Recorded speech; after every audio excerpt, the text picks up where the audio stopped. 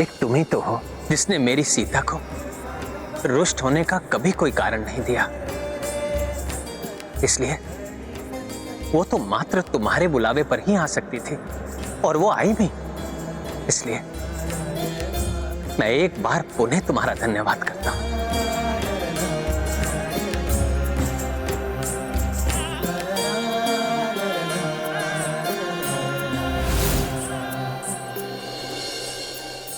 इस असाध्य कार्य को साध्य बनाने के लिए आपका बहुत बहुत धन्यवाद हनुमान।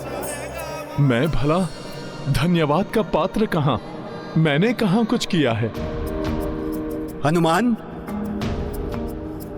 आज तुमने मुझे धन्य कर दिया पुत्र। ऋषिवर, मैंने कहां कुछ किया है?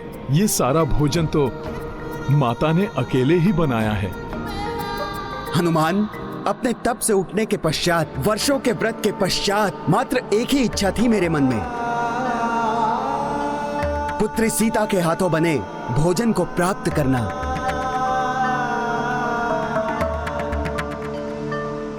उनके त्याग का ज्ञान था मुझे, किंतु फिर भी मैं अपने इस इच्छा का दमन नहीं कर सका। आज तुमने उनका आवाहन कर मेरी ये इच्छा भी पूर्ण कर दी। मैं तुम्हें आशीष देता हूं हनुमान। तुम्हारी भक्ति की शक्ति की ख्याति तो युग युगांतर तक रहेगी। निराशा के अनंत सागर में डूबे तुम्हारे भक्त तुम्हारा स्मरण करते ही आशावान हो उठेंगे। प्रभु, मैं जो कुछ भी करने में सफल हुआ वो तो आपकी और माता की कृपा से ही हुआ है। प्रभु, आपकी ही कृपा है जिससे सब संभव हो जाता है।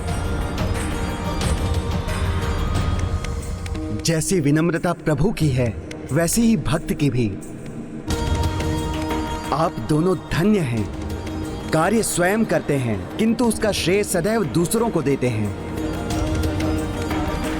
अब हर्षित मन से मैं आप सबसे विदा लेता हूं। हर्षित तो हम सभी हैं ऋषिवर। आप जैसे महान तपस्वी ऋषि की सेवा करके हम सब कृतार्थ हुए। आप सभी का कल्याण हो।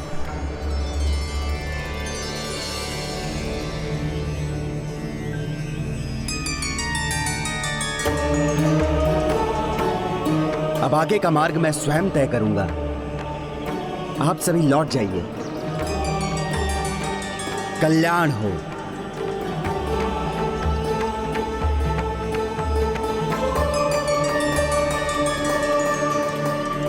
मेरा इस संसार को त्यागने का समय तो अभी है, किंतु यदि हनुमान यहां रहा तो वो ऐसा नहीं होने देगा।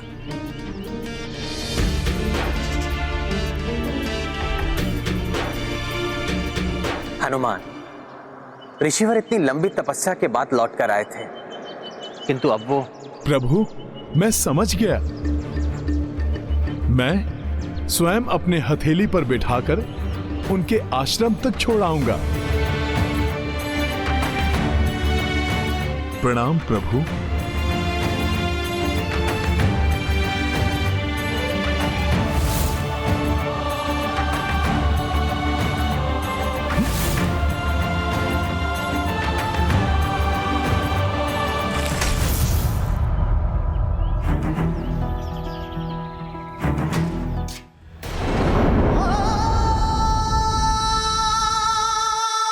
भैया,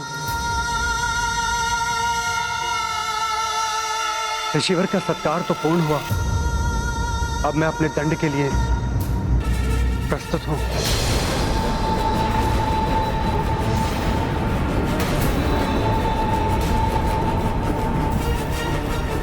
ये तो मेरा सौभाग्य है कि मैं माता की कृपा से प्रभु की दुविधा दूर कर सका।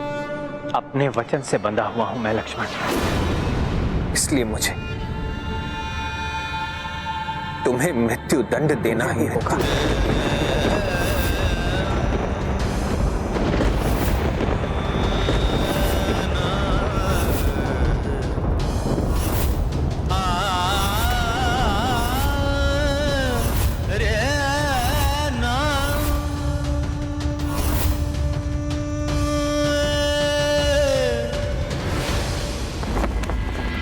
हमारी अनुपस्थिति में इतना कुछ घटित हो गया और हमें आभास तक नहीं हुआ। किंतु आश्चर्य, हनुमान जी को तो गंधर्वों के साथ युद्ध करते समय ही ज्ञात हो गया था कि भैया किसी बड़ी दुविधा में है। हाँ भैया, वहां हनुमान को देखकर ऐसा प्रतीत हो रहा था मानो जैसे वे भीतर ही भीतर टूट रहे हैं। मेरे परम भक्त हैं हनुमान। उन्होंने तो अपने तन मन धन से अपने आप को ही मुझे समर्पित कर दिया है। मुझे अपने हृदय में बसा रखा है। कदाचित इसीलिए मेरे हृदय की पीड़ा का भान सर्वप्रथम उन्हें ही हुआ। फिर तो यदि उन्हें यह ज्ञात हो गया कि यहाँ क्या घटित हुआ है तो वो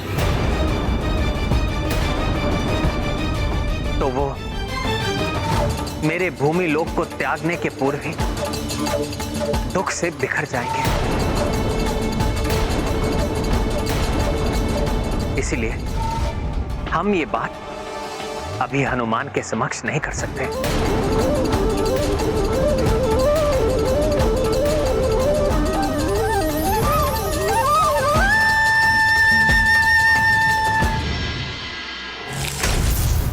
लीजिए ऋषिवर, हम आश्रम पहुंच गए।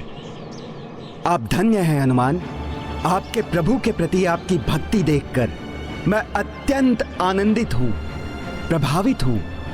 किंतु स्मरण रहे, अपनी इस भक्ति और अपने इस प्रभु प्रेम की भावना को अपने कर्तव्य और विधि विधान के मार्ग में मत आने देना। इसी में तुम्हारे प्रभु की और तुम्हारी मर्यादा निहित है हनुमान। ये अत्यंत महत्वपूर्ण ज्ञान है हनुमान। इसे सदैव अपने हृदय में रखना। धन्यवाद ऋषिवर, मैं आपके ये वचन कभी नहीं भूलूंगा। अब आप मुझे आज्ञा दीजिए ऋषिवर। प्रणाम। कल्याण हो, सदैव तुम्हारा कल्याण हो राम भक्त हनुमान। जय श्री राम।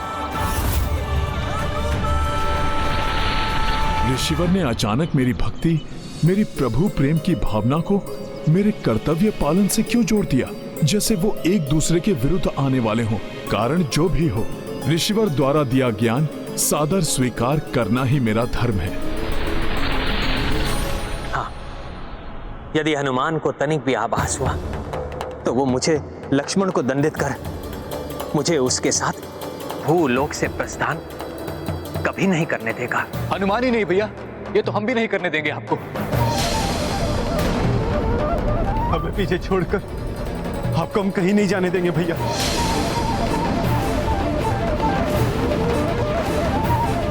मेरे भ्राता, यदि मैं तुम्हें छोड़कर नहीं गया तो अयोध्या की प्रजा का ध्यान कौन रखेगा? नहीं भैया, नहीं। अब इस प्रकार बार बार हम दोनों को अकेला छोड़कर नहीं जा सकते।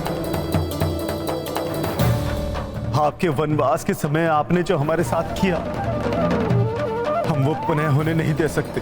हाँ भैया, उस समय तो मैं आपका आदेश मानकर लौट आया था, किंतु यदि इस बार ऐसा हुआ तो मैं आपके आदेश का उल्लंघन करूंगा।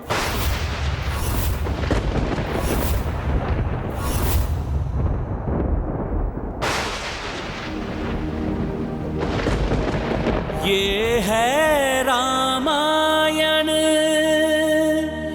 रामचंद्र गुण धाम की, सब सुधि जन करिए कथा श्रवण श्री राम की।